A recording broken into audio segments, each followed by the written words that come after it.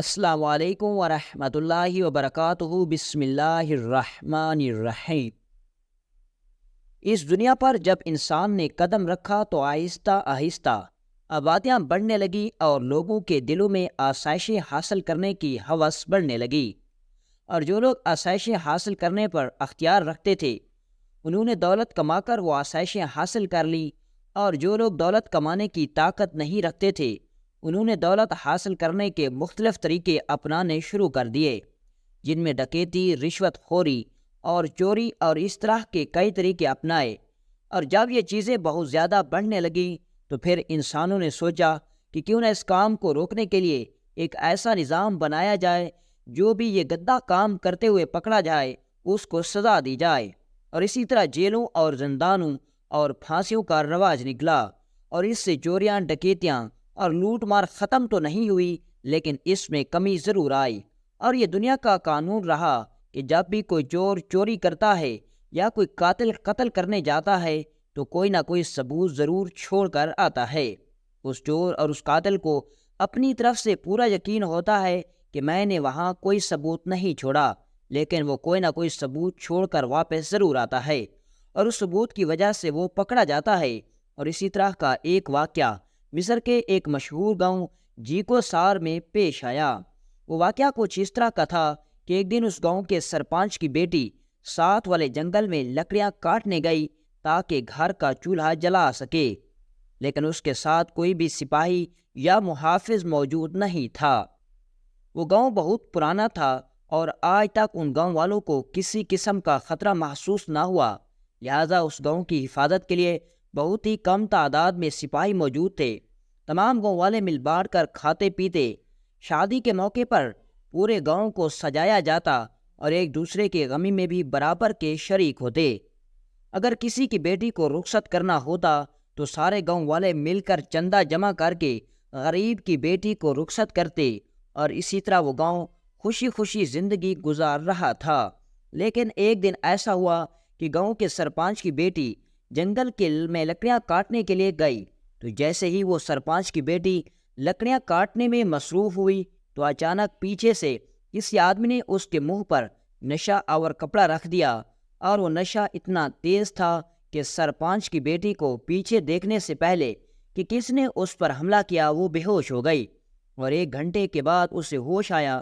اور اس 1 گھنٹے کے دوران وہ آدمی سرپنچ کی بیٹی کے ساتھ زیادتی کرتا رہا۔ اور جب وہ نوجوان لڑکی ہوش میں آئی تو ساتھ والے درخت کے تنے پر لکھا ہوا تھا کہ اتنی دیر لطف دینے کا بہت شکریہ،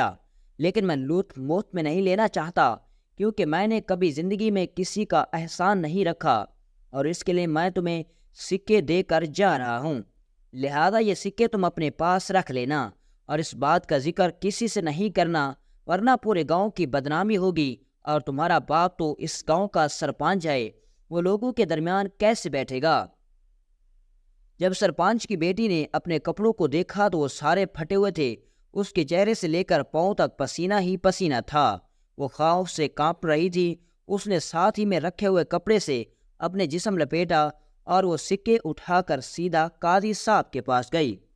کیونکہ اسے ڈر تھا کہ اگر مجرم پکڑا نہ گیا تو میرا باپ یہ غم برداشت نہیں کر سکے گا۔ لیکن جیسے ہی وہ قاضی صاحب کے پاس پہنچی تو اس نے قاضی صاحب کو ساری صورتحال سے آگاہ کیا، تو قاضی صاحب اس سرپنچ کی بیٹی کو چپکے سے لے کر اسی جگہ آ گیا اور اس درخت کے اوپر لکھائی دکھائی، سکوں کا معائنہ کیا، لیکن وہاں پر کوئی بھی ایسا ثبوت نہیں ملا جس کو دیکھ کر پتہ چل سکے کہ کون اس کے پیچھے تھا۔ قاضی بڑا پریشان ہوا، کیونکہ سرپنچ کے اس گاؤں والوں پر اتنے احسانات تھے کہ قاضی دل میں یہ سوچ رہا تھا کہ جب اس بات کا پتہ سرپنچ کو چلے گا تو اس سے کتنا دکھ ہوگا کہ جس نے ساری زندگی ان گاؤں والوں کے لیے اپنی وقف کر دی، آج گاؤں والوں نے اسے یہ صلہ دیا کہ اس کی عزت کو ہی داغدار کر دیا۔ اتنے میں قاضی صاحب اس جنگل میں موجود تھا۔ اتنے میں قاضی صاحب کا ایک سپاہی آیا اور کہا، حضور سلطان صلاح الدین ایوبی رحمۃ اللہ علیہ کا قافلہ یہاں سے گزر رہا ہے، اور ہماری اطلاعات کے مطابق سلطان صلاح الدین کا قافلہ ہمارے گاؤں میں ضرور رکے گا۔ جب یہ بات اس قاضی صاحب نے سنی تو وہ 80 سالہ بزرگ دوڑتا ہوا سلطان صلاح الدین ایوبی رحمۃ اللہ علیہ کے قافلے کے آگے جا پہنچا، اور اس ہانکتے ہوئے قاضی صاحب کو جب سلطان صلاح الدین ایوبی رحمۃ اللہ علیہ نے دیکھا تو کہا، بابا جی آپ کون ہیں اور یہاں کیا کرنے آئے ہیں؟ تو اس قاضی صاحب نے کہا، سلطان معظم، بے شک آپ مجھے نہیں جانتے، لیکن ہم آپ کو اچھی طرح جانتے ہیں۔ سلطان معظم، آپ کئی دنوں کے سفر سے آ رہے ہیں، اگر آپ آج دن ہمارے گاؤں میں آرام فرما لیں تو یہ ہمارے لیے خوشی کا باعث ہوگا، اور یہ احسان ہم آپ کا زندگی بھر نہیں بھولیں گے۔ قاضی صاحب نے سلطان صلاح الدین ایوبی رحمۃ اللہ علیہ کو اپنے گاؤں میں لے گیا، اور سلطان کے لیے بڑے بڑے کھانوں کا اہتمام کیا گیا۔ سلطان نے ان کھانوں کو دیکھا تو کہا، کیا قاضی صاحب جس طرح کا کھانا آپ نے میرے لیے بنوایا ہے، کیا گاؤں کے لوگ بھی اسی طرح کا کھانا کھاتے ہیں؟ تو قاضی صاحب نے کہا، نہیں حضور، اسی طرح کا تو نہیں کھاتے، لیکن الحمدللہ ہمارا گاؤں خوشحال ہے، کوئی بھی ایسا آدمی نہیں جو 2 وقت کی روٹی نہ کھا سکے اور اچھے کپڑے نہ پہن سکے۔ تمام لوگ خوشحالی کی زندگی گزار رہے ہیں، اور اس سب کے پیچھے ہمارے گاؤں کے سرپنچ کی محنت کا صلہ ہے۔ اور یہ بات کرتے ہوئے وہ قاضی صاحب سر جھکائے بیٹھ گیا۔ سلطان صلاح الدین ایوبی رحمۃ اللہ علیہ ایک عقل مند اور دور اندیش انسان تھا۔ قاضی صاحب کی پریشانی کو دیکھ کر سلطان صلاح الدین ایوبی رحمۃ اللہ علیہ کو بھنک لگ گئی کہ قاضی صاحب کو کوئی نہ کوئی بات پریشان کر رہی ہے۔ سلطان صلاح الدین ایوبی رحمۃ اللہ علیہ نے قاضی صاحب سے مخاطب ہوتے ہوئے کہا، قاضی صاحب آپ نے ہماری مہمان نوازی کی، ہمیں بہت اچھا لگا، لیکن اگر آپ ہمیں اپنی پریشانی کے بارے میں بتا دیں تو ہمیں اور بھی اچھا لگے گا۔ تو قاضی صاحب نے سلطان صلاح الدین ایوبی رحمۃ اللہ علیہ کو سارے قصے کے بارے میں بتایا، اور کہا کہ جس سرپنچ نے ساری زندگی اس گاؤں کے لیے وقف کر دی، اسی گاؤں کے لوگوں نے اس کی بیٹی کی عزت کو داغدار کر دیا، لیکن مجرم کا کسی کو پتہ نہیں چل رہا۔ جب سلطان صلاح الدین ایوبی رحمۃ اللہ علیہ نے ساری صورتحال دیکھی اور ان سکوں کو جانچنے کے بعد سلطان صلاح الدین ایوبی رحمۃ اللہ علیہ نے قاضی کو حکم دیا کہ کل صبح عدالت کے احاطے میں تمام گاؤں والوں کو جمع کیا جائے، اور میں عدالت لگاؤں گا، اور دیکھتے ہیں کہ مجرم کہاں تک بھاگ سکتا ہے۔ جب یہ بات سلطان صلاح الدین ایوبی رحمۃ اللہ علیہ نے کہی تو قاضی خوشی سے جھوم اٹھا اور کہا، سلطان معظم، اس بات میں کوئی شک نہیں کہ اب سرپنچ کی بیٹی کو ضرور انصاف ملے گا۔ صبح ہوئی، سلطان صلاح الدین ایوبی رحمۃ اللہ علیہ، قاضی صاحب اور سرپنچ صاحب قاضی کی عدالت میں پہنچ گئے۔ سلطان صلاح الدین ایوبی رحمۃ اللہ علیہ نے قاضی صاحب کے سپاہیوں کو حکم دیا کہ جاؤ اور وہ تنے کا ٹکڑا کاٹ کر لاؤ جہاں پر وہ مجرم غلیظ الفاظ لکھ کر گیا ہے۔ چند لمحوں کے بعد سلطان صلاح الدین ایوبی کے سامنے وہ تنے کا ٹکڑا پیش کیا گیا جس پر اس مجرم نے غلیظ الفاظ لکھے تھے۔ اب سلطان صلاح الدین ایوبی رحمۃ اللہ علیہ نے باری باری تمام گاؤں والوں سے چند الفاظ لکھائے، لیکن کسی کی بھی لکھائی وہاں میچ نہ ہوئی۔ سلطان بڑا حیران ہوا کہ اگر یہ لکھائی کسی گاؤں والے مرد کی نہیں تو پھر مجرم شاید کسی باہر کا ہو سکتا ہے، لیکن پھر سلطان کے دماغ میں ایک ترکیب آئی کہ یہ لکھائی کسی عورت کی بھی تو ہو سکتی ہے، لہٰذا کوئی اور ترکیب سوچنی چاہیے۔ اور تھوڑی دیر سوچنے کے بعد سلطان صلاح الدین ایوبی رحمۃ اللہ علیہ نے سپاہیوں کو حکم دیا کہ ایک بڑا سا کڑھا لے کر آؤ۔ قاضی کے سپاہی دوڑتے ہوئے گئے اور بہت بڑا کڑھا لے کر آ گئے۔ سلطان صلاح الدین ایوبی رحمۃ اللہ علیہ نے قاضی صاحب کے پھر سپاہیوں کو حکم دیا کہ جاؤ اور کنویں سے پانی بھر کر اس کڑھا میں ڈالو اور اس کے نیچے آگ جلاؤ۔ اور اس کے بعد سلطان صلاح الدین ایوبی رحمۃ اللہ علیہ نے ان گاؤں والوں کو کہا کہ جس سرپنچ نے اپنی جوانی تم گاؤں والوں کے لیے وقف کر دی اور تمہیں کیا سے یہاں لے کر کہاں تک لے گیا، آج تم وہی گاؤں والوں نے اس کی عزت کو داغدار کر دیا، بتاؤ تمہارا کیا انجام ہونا چاہیے۔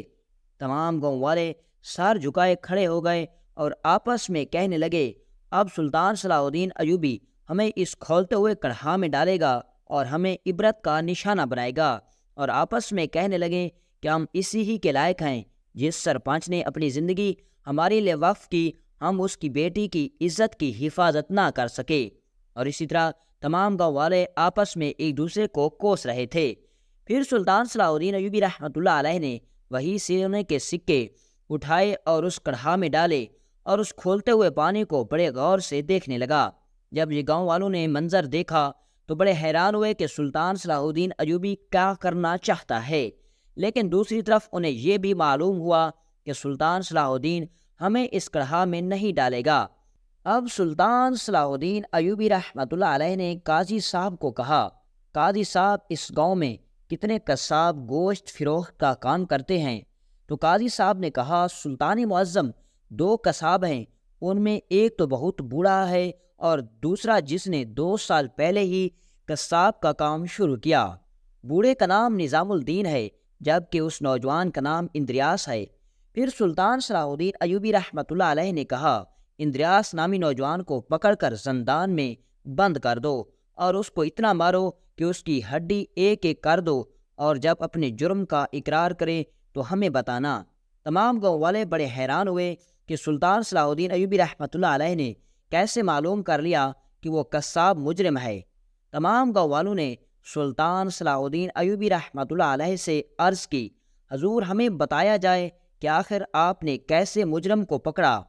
تو سلطان صلاح الدین ایوبی رحمۃ اللہ علیہ نے کہا، جب میں نے سونے کے سکوں کو دیکھا تو ان پر چکناہٹ تھی، لیکن اپنا شک دور کرنے کے لیے میں نے اس کو کھولتے ہوئے پانی میں ڈالا تو اس پر موجود چکناہٹ گرم ہو کر پانی کی تہہ پر آ گئی، اور مجھے یقین ہو گیا کہ جب سرپنچ کی بیٹی کے ساتھ زیادتی کرنے والا نوجوان جو سکے رکھ کر گیا ہے وہ قصاب کا کام کرتا ہے جو ابھی ابھی تازہ گوشت بنا کر آیا ہے۔ اور قاضی صاحب سے معلوم کرنے پر پتہ چلا کہ یہاں تو صرف 2 قصاب کام کرتے ہیں، اور آج جمعے کا دن تھا، لہٰذا نظام الدین کی دکان بند تھی کیونکہ وہ جمعے والے دن اپنی دکان نہیں کھولتا، جبکہ اندریاس نامی نوجوان کی دکان آج کھلی تھی۔ اور مزید معلوم کرنے پر پتہ چلا کہ جب اندریاس کی دکان اس وقت بند تھی جب سرپنچ کی بیٹی جنگل میں لکڑیاں کاٹنے کے لیے گئی تھی۔